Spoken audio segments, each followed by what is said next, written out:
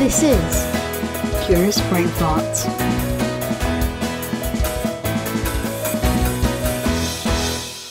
Hello, Lou. Hello, Paul. How are you, my doll? Oh, do you know what? Do you know I've what? had so much ice cream and I got sand and crevasses Oh, from hey. Timeoffland Oh, that I hey. was not expecting. Did you get good at paddleboarding? Paddling to the swim up bar, does that count? Yeah, well, yes, it all counts. Yes, no calories are free. Every drink counts. So you had a nice time. Lovely, Good. thank you. How about you? Very nice, thank you. Lots of loveliness, things, In Timeoffland? people. Yes. So, it's now autumnal here in the UK. Paul has uncharacteristically put on a pair of trousers before October. That doesn't happen very often. It's not good. I No. mean, we started off at like about 4 degrees this morning.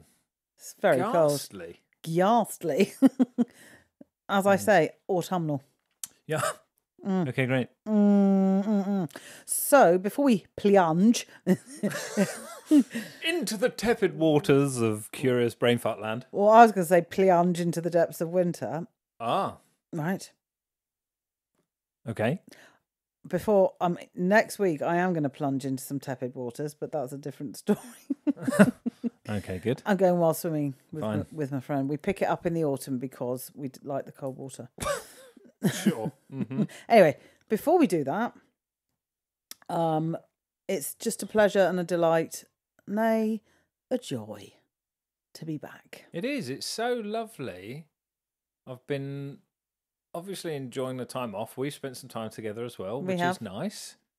Because we're brother and sister, so We are. we like to hang out as a family. We like each other. We do. And we like our other siblings and our wonderful parents. And so we've had lots of loveliness over this period. We have your son, Yes. your eldest. Yes. I now have another adult in the house. Yep. We've had two 18th birthdays. Yeah. We've had all sorts of holidays. One of our nieces is engaged, and One of my other children is now a teenager. one of your others is now a teen. It's all been. It's all happening. It's all kicking off, isn't it? Yes. In a good way. Yes. Not in a good way. Not in an aggressive, fighty kind of a way. It suddenly got really aggressive around here, which is nice. Lordy. So yeah, it's super girlish to be back. I've missed it. Yeah, me too. Me too. And, well, this starts Series 2. Series 2, if you very much please. Can you believe it? Yes, I can. Yes, I can. I was there for every episode. I've literally been here the whole time. Oh! Sorry, I didn't see you over there. Jesus, do you get me? This is what I've got to work with, people. Amazingness. But this isn't the only thing that we're beginning, because Our second series on. no. Right. What? This isn't the... This isn't the only thing that we're beginning our second series of. No, we're not beginning a second series of the thing I'm talking about. Okay, good. It's nice that we're aligned. But we're Entering a new season. No, a second series. now I've lost my train of thought. I don't know what I was blithering on about. Might it be where I was coming from was, so throughout all of the first series, we've been doing all sorts of really cool things as well as Curious Brain Farts. Yes. We've been building out our own coaching practices. We've been developing our business. We've also been doing another podcast. You're welcome, by the way. You can hear a little bit more of us with some lovely people. So, rewind. Lou and I have a business called Connect How. We do. Full Connect of legends. Who? No, Connect How. Which is full of legends. And we do some amazing things. So, briefly, we do 3 things. 1, we do self-coaching, communities and an academy and so on.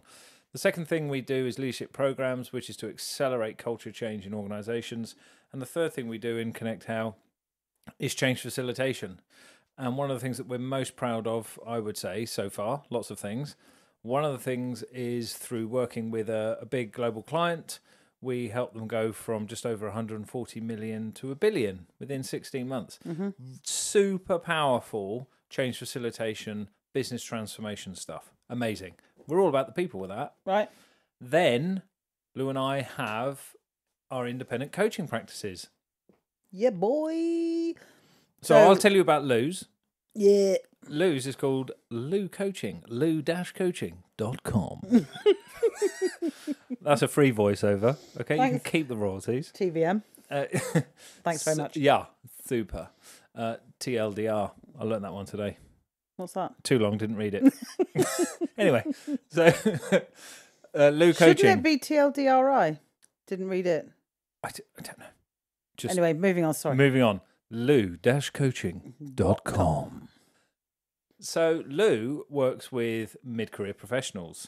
She is a career coach and has an amazing signature program that she offers people and works with clients all over the world. She also has... we won't sing.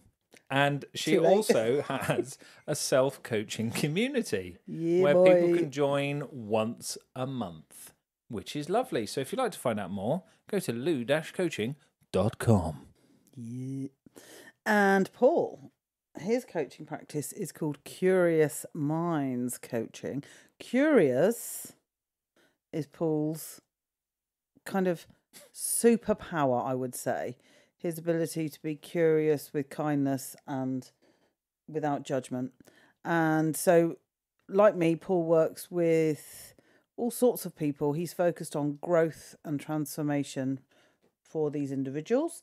And that might be in their career, but it could be in their life more generally. And Paul's website is www.curiousmindscoaching.co.uk. Excellent. So there we are. They very much have it, and you're welcome. Now, the reason for mentioning... I mean, seriously, you're welcome, by the way. God, it's actually really exhausting being such utter legends. And so modest and humble. I know, the modesty and humility is just overwhelming. It's kind of sucking all the oxygen out of the room. The reason for mentioning Connect How is because we teased you there with another little podcast that we've got going, which is a Connect How initiative with another organisation. They're lovely people. They are lush. In Germany, called Quality Minds. Yep. And their minds, turns out, are very high quality. which is great. Top quality, you could argue. Top quality. So we're doing another podcast, and it's called Voices in Our Heads. This is very different because it's Lou and I with two other people who we are getting to know. So what's beautiful is it's a sort of like a B2B initiative, just because we are sharing so many values and so forth that we just wanted to do something together. Yeah. And we haven't worked out what it is yet beyond the podcast. And we're getting to know each other as we go, and it is really beautiful. Yeah, it's lovely. They're very, very amazing people with all sorts of insights and experience and things that we don't have. So it's a really great meeting of the minds, quality and otherwise. Thankfully, they're largely quality. Present company. Yeah, we do like bring the average IQ down slightly lower quality. It's fine. Otherwise, it would have to be called high quality minds. So they could just call it quality minds. Yeah, you don't know what kind of quality. Well, that's very subjective. So the other thing, this is like you know when you go back to school and the teacher goes, "What are the 3 best things you've done at the school holidays?" Well, we've got 12. So no apologies for being productive. Yeah. So precisely. The end. The other thing just to mention is that sorry, my dog's scratching his head. He's such a spanner. He's just Anyway. He's scratching his head. He sat down. Imagine this, listeners. He sat down, looking a little bit dopey because he's lovely. And then he decides he's got an itchy ear. So what he does is he gets his back left leg and he starts scratching inside his ear. And, the nice bit, and he'd go, oh, that's good. It's so good, he actually puts his head flat down on the floor, bent in half. Look, he's a lovely dog. No one ever said he had a quality mind. So that's why he's not on the podcast. So anyway, Paul, back to the subject that I was being trying productive. So Paul and I have designed, smashing together a collab, if you will, of our individual coaching practices. This is a kind of group coaching program. We're going to run it over a 6-week period. It will start when it begins. It will start in the beginning. Mm-hmm. And what we will do, the people that we are reaching out to with this program are people who are looking for work in whatever capacity, whether that's because they've been made redundant, whether that's because they want another job, but then it's a hard job market at the moment, let's face it.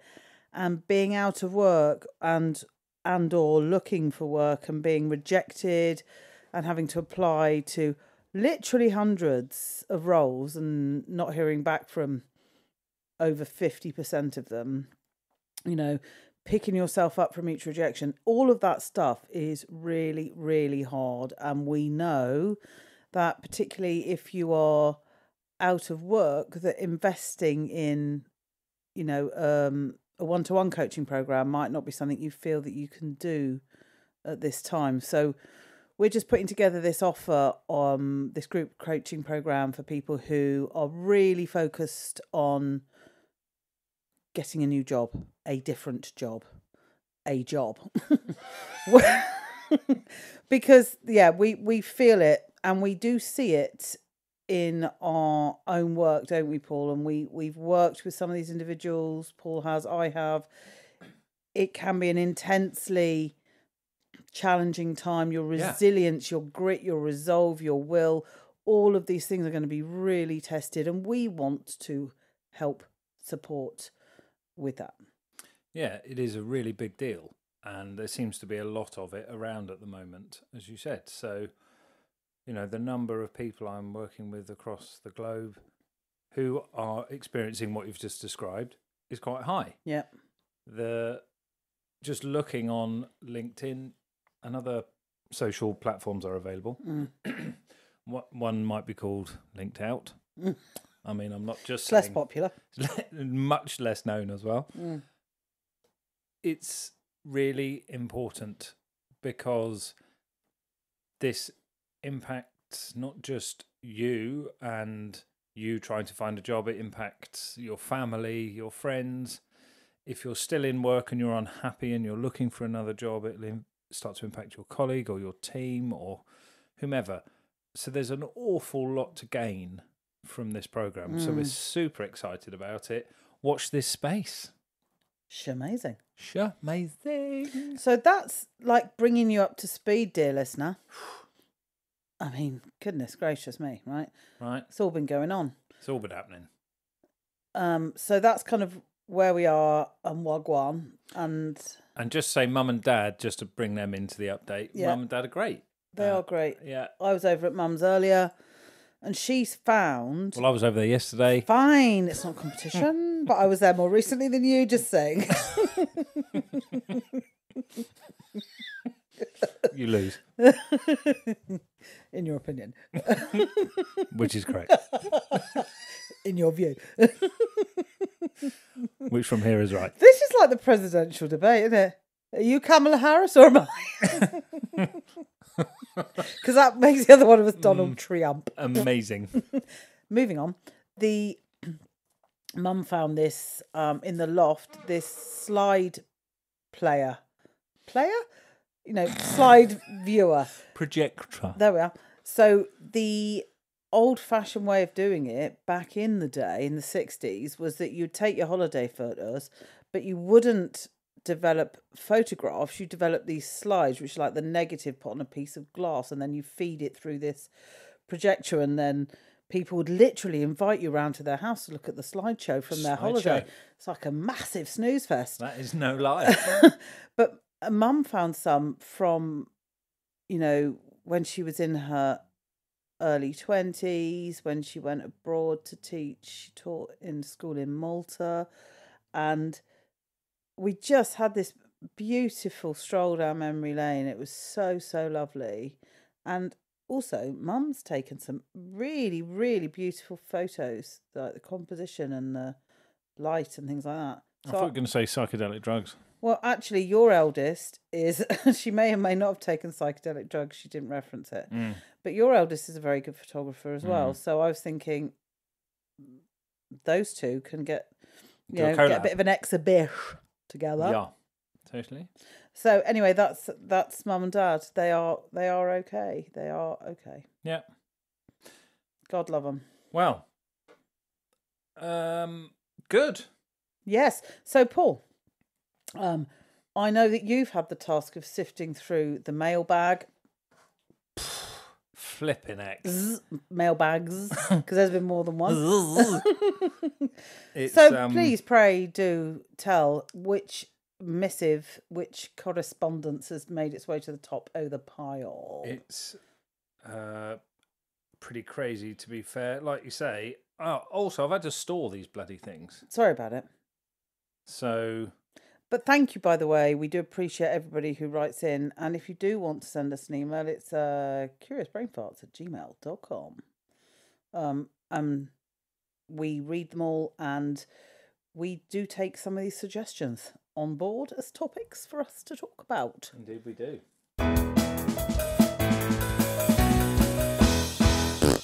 Right, so without further ado, here's one that didn't have any inappropriate pictures in it. So some of them did. Did they actually? Yeah. Serious? Yeah. I'll have a little word about that. Yeah. I mean, I don't like seeing, like one of them was a scone that had been done Cornish instead of Devon. Look, we're not savages, right? Yeah. That's a divisive thing to say, or was I'm aware. Devonish instead of Cornish? I don't know. I can't remember which one. I mean, it's inappropriate, okay? They're just trying to incite hatred. Anyway, so we do have an email, and it goes thus. Hello, Paul and Louise. I've been loving your pod. We share the same curiosity and interests, and as it turns out, the same sense of humour. Boom. Nailed You're welcome. I mean, it's our target listener. The end. I would have written in, but I've just run out of my wax seals. Oh, don't you just hate it when that happens? God, I really do. It's a nightmare. It is a nightmare. And I think Amazon have some. Do they actually? Yeah. Oh, really? Yeah. I always go down to the guy down the road with the beehives and go through a whole rigmarole and... Yeah. That sounds easier. It's long. I mean, squeezing bees for wax. It's local. Local beeswax for local people. Do you use the bee's bum to squidge it on the envelope? Is that... They get a bit testy about that. Right. They get a bit cross. Right. So I've stopped doing that. Onwards. Moving. So, I've been curious about disruptors in the context of how it comes about that we're all really happy with a certain product or could be a service, and then suddenly someone comes along and says, don't do it like that, you should do it like this. And a great many of us change our product or service in favour of this new wonderful, shiny and simple thing. Some examples of which are how Nokia and the like disrupted the telecom market by introducing small portable phones. Then Apple came along and disrupted Nokia and company. And they said, don't do it like that, you should do it like this. And also, here's a tablet version, and so it goes on. Mm-hmm. We're all sad that we're losing the high street, but we're all subscribing to the online shopping ease. So are we really that sad? Great question. Good question. Or is it that there aren't enough of us that are sad about it. Since when did an Uber become an Uber and not a taxi? Or are they still taxis, and who thought of Uber? What did they see that the rest of us didn't? And don't get me started on cryptocurrency. Still don't understand it. No, samesies. I'm with you there. Yeah, love a bit of crypto mining. Apparently you need lots of radiators or something. Whatever. Yeah, you just got to chain your radiators together and you can do some crypto mining. Right, you've already lost me. Where I've lost where we got to. Oh, yes. Right. To save you a jobette, I've looked... check this out. I've looked up the dictionary definition of a disruptor. Oh, come on. Legend. We still don't know who this is yet, so we'll find out in a moment. Cambridge have it as a person or thing that prevents something, especially a system, process, or event, from continuing as usual or as expected. Oxford English said, to continue reading, please sign below or purchase a subscription. So I suggest we go with Cambridge's. Well, that was disruptive. That was Oxford, Very. you losers. I'd be interested to hear your thoughts. Yours gratefully, Alex from Basingstoke, a.k.a. Boring Stoke, a.k.a. Amazing Stoke. I used to call it Amazing Stoke when I lived there. We can agree that it is the largest settlement in Hampshire without city status. We can agree lots of things about Amazing Stoke. That's one of them. A lot of roundabouts. Yeah. Oh, yeah. Love a roundabout. Yeah. So, keep up the good work. Love, Alex. Alex, what a legend. Many thanks Legend. to you. So, Disruptors. Do you know what?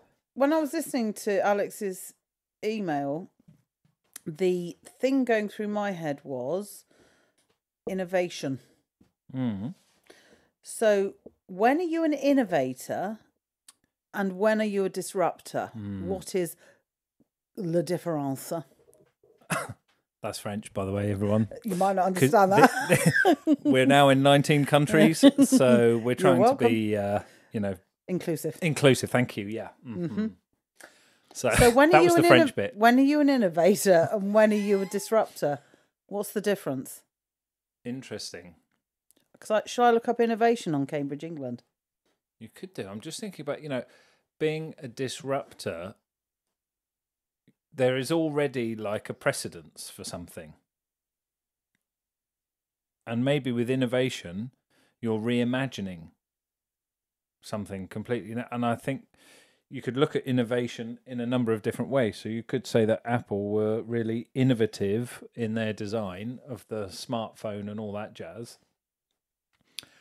And there was precedence for small form factor phones. There was precedence already for touchscreen phones. Already before Apple came out with the What's-It-My-Jobby. And they have been very disruptive. So it's interesting because maybe the difference is that a disruptor, as the definition says, it's interrupting something that's already there. An innovator or an innovation is something that is new. So that's very interesting because when I popped it into the Googs, innovation is the process of putting new ideas into practice to create or improve products, services, processes, or business models or whatever.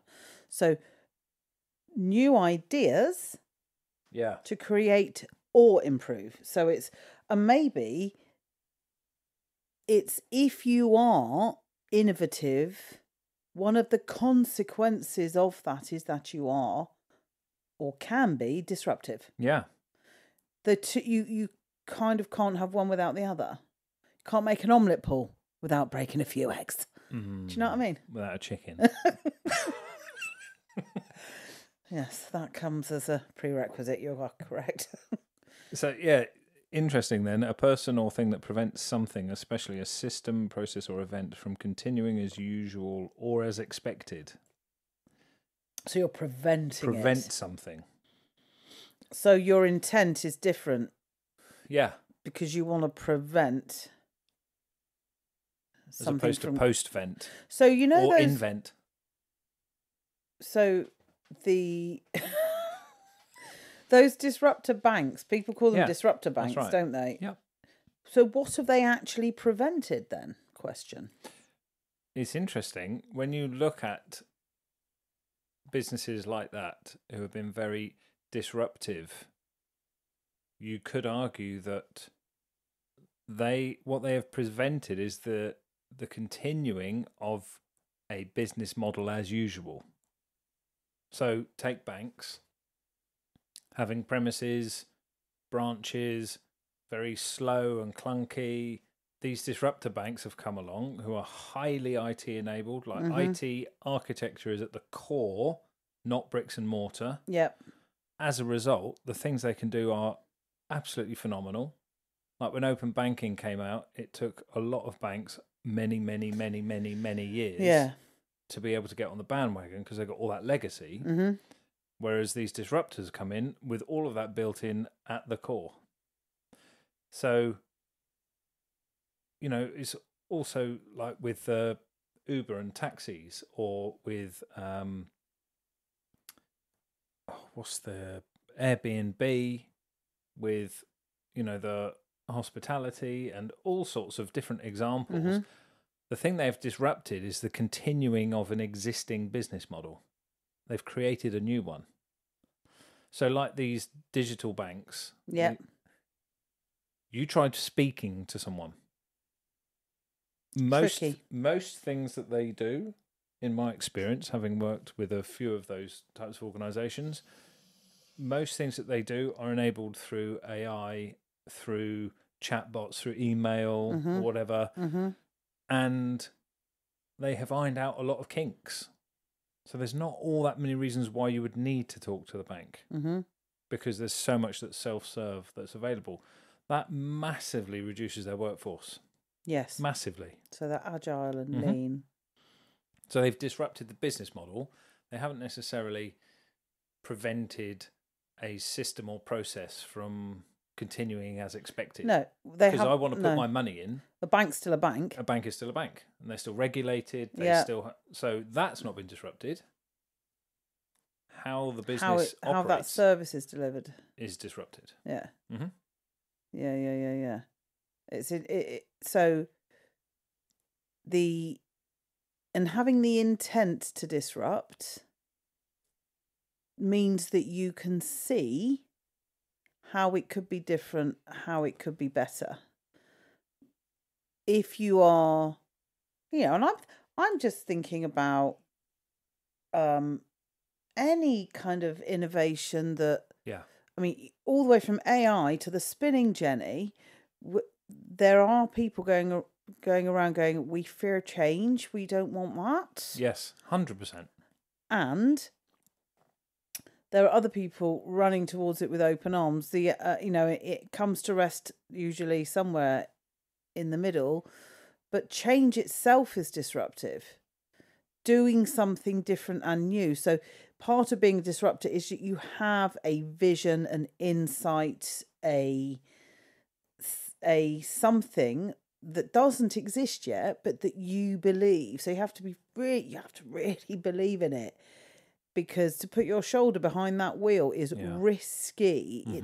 It's not been done this way before, which means there's no evidence whether it's going to work or not. Yeah. If you just rerun the fun, and just kind of put a slightly different gloss on it, well, it's a lot less risky. So it's that scrappy startup type of vibe. It is, and disruption generates innovation. Like, what's the expression? Invention is the mother of necessity, or something like that. The other way around. Right. Necessity is the mother of all invention. There you go. It's that kind of thing, right? So just like you were saying, you can't have one without the other with innovation and disruption. It's that sort of vibe, because if I want to disrupt something, I do need to innovate in how I do something. But do you know the really interesting thing in what Alex was saying is, how do you get people to change their minds, to adopt? And it reminds me of that Malcolm Gladwell book called The Tipping Point, which is about, you get to a certain number of adoptees of something new, or a certain, and it starts to move itself. It has its own life. And that's maybe, some of the psychology of it is just as important as the tech stack. Because if you can't, so some of that is marketing. Yes. But it's also about how we work, how we change. Yeah. What's in it for me? Yeah. Why would I do that? Open a bank account in 10 minutes online anytime. There are no banking hours.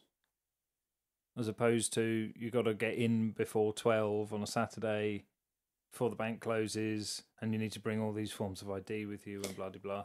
But yeah, I suppose that's how traditional banks do it, isn't it, still?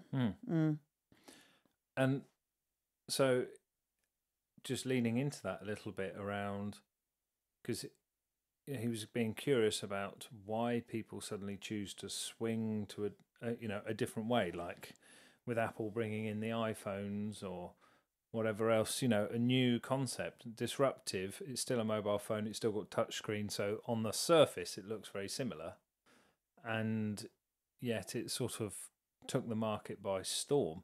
It is interesting around the psychology behind these things, and there's some geezer, I can't think of his name, who's like a marketing psychologist, a business psychologist. He's absolutely fascinating, talks through all these different examples of how brands have managed to achieve X, Y, and Z in influencing people's behaviors and buying patterns, and in lots of cases, they've disrupted things by putting the prices up for the same thing. And changing one word has enabled them to disrupt a competitor who was trying to do something. A brand has changed one word, and all of a sudden they are regaining market share. There's all sorts of different examples of this stuff. And I think for me, the thing that I'm curious about is applying that sort of principle to myself as well.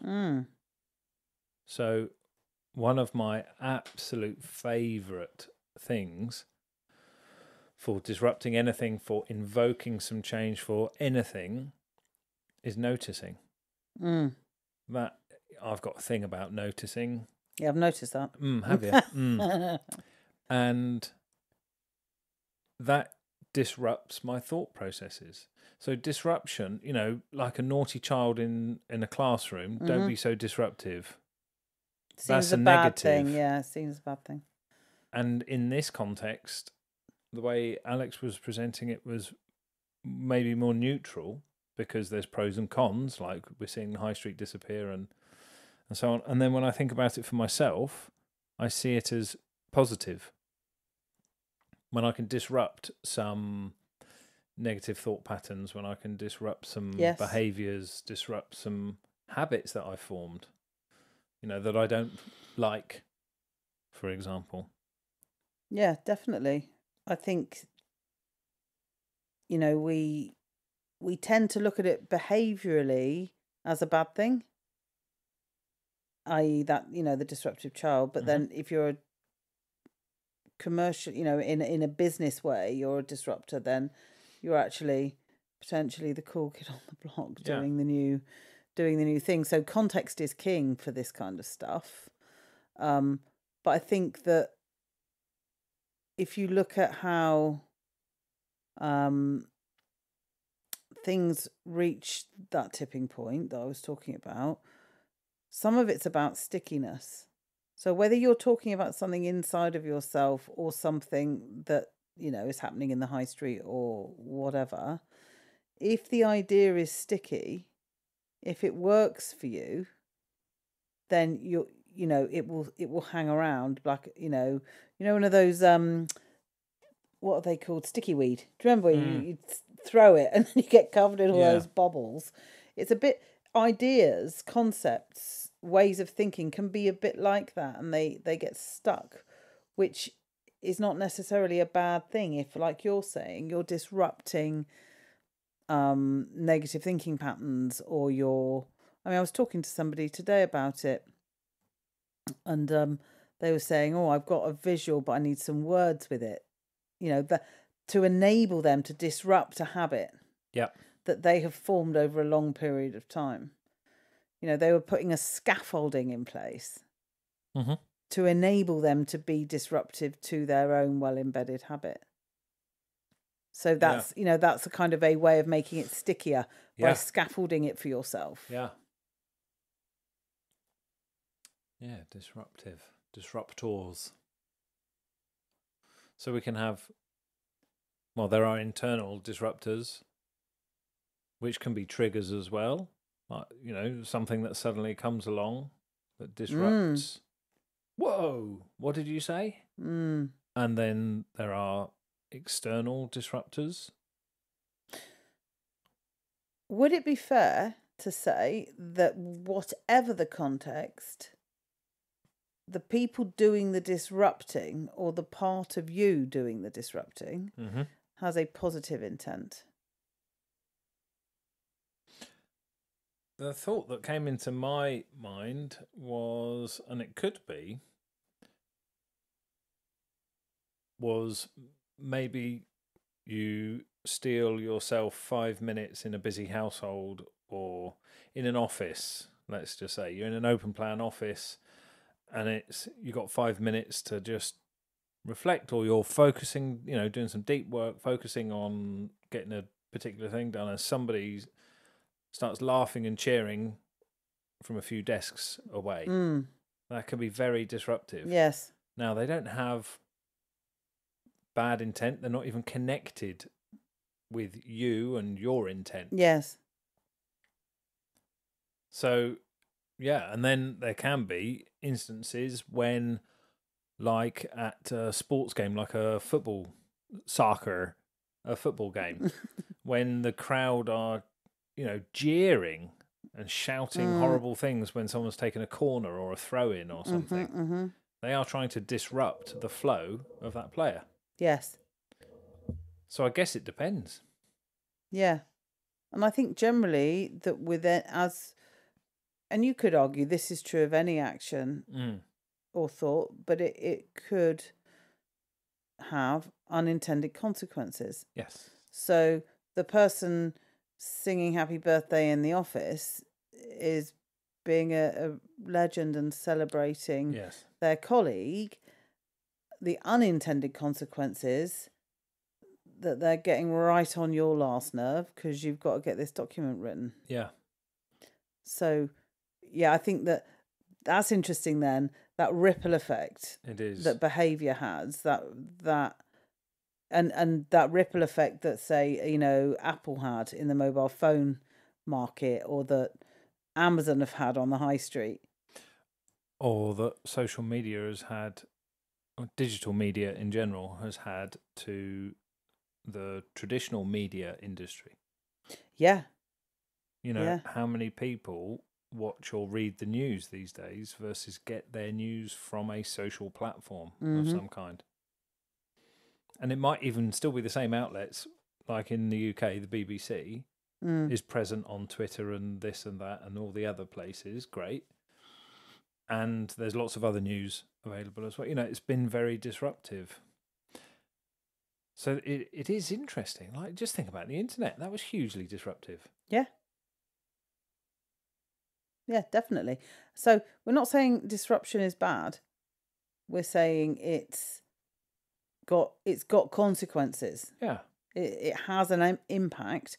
Not all of that can be seen or known up front. Yes. Yeah. And that impact isn't necessarily bad. And it will change the status quo. It will make things different.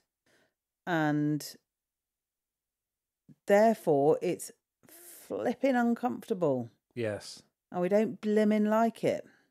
No, much rather that all of these things were a lot more predictable. Yes. I'd much rather have a flourishing high street, Paul, but equally I'd also much rather sit on my arse and order things off Last of minute. Amazon. Yeah. Because I've forgotten such and such's birthday and oh my Christ, what am I going to do about blah blah? Well, You don't even know the name, so I don't think they're bothered. the point being, Amazon's got you covered and it's there. Yeah. Depending on where you live, it is there. And when you order it, it's there the same day or the next day. Mm-hmm. I live out in the jolly old Stickingtons, in the middle of nowhere. Amazon's there the next day. I mean, you can't get some of this stuff on the high street. So it gives you choice, convenience, etc., etc. And it has an impact. And why don't we get off our butts and go into... I mean, funnily enough, where I live, there is a thriving, absolutely thriving farmers market. It happens every single week. It is full. And once a month, there is also an antiques brocante. It's not a bit of French for you. You're welcome. Oh. Who doesn't love a brocante? Well, quite. That there's that element to it as well. Lots of craftspeople. People sell their artwork, their jewellery. It's all sorts. And it absolutely thrives. People come from all over Hell's Half Acre to have a little go on the farmers market. Now, why? Why is that? Why, lots of markets have stopped. So somehow they've been able to change and mould themselves into, a destination where people will come. And it's become less about getting because one of Mum's photos that I looked at today, it was so brilliant. The market in a residential street by, I can't remember the tube station, but just by the station in London, and the street was just full of stalls. You could get absolutely everything from a standard lamp to a coat to some oranges and a tin of peanuts. And that's what markets used to be. Now you go there to get your artisan sourdough, your kimchi, and your local cheese.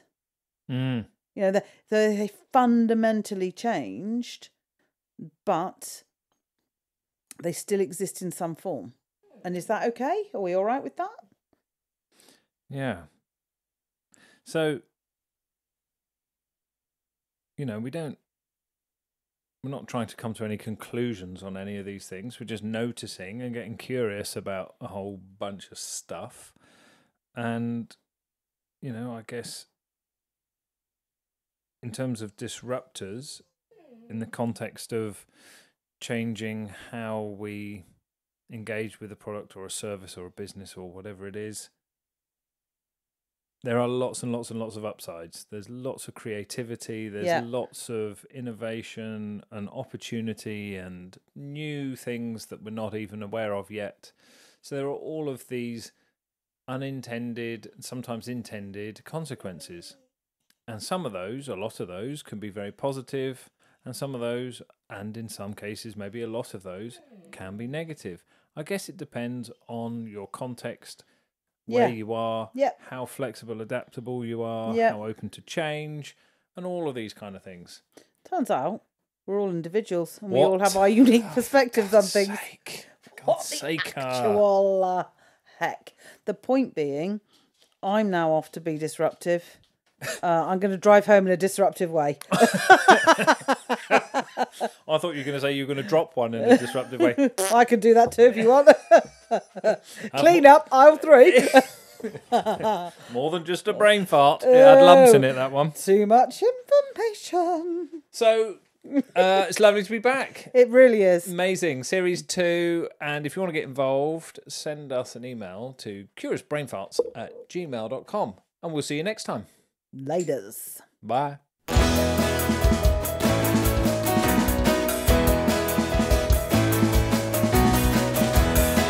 Curious Brain Thoughts.